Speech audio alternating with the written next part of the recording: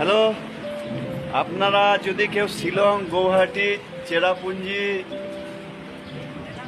অরুণাচল, তাওয়াং যেতে চান তো এই কোম্পানির সঙ্গে যোগাযোগ করুন। কোম্পানির মালিক জয় সিং। আপনার পরিচয় দিন।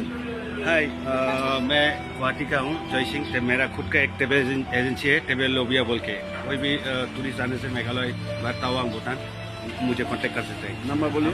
मेरा नंबर है 7635815546। फिर 7635815546 ट्रेवल लोबिया माय एजेंसी। ठीक है, थैंक यू।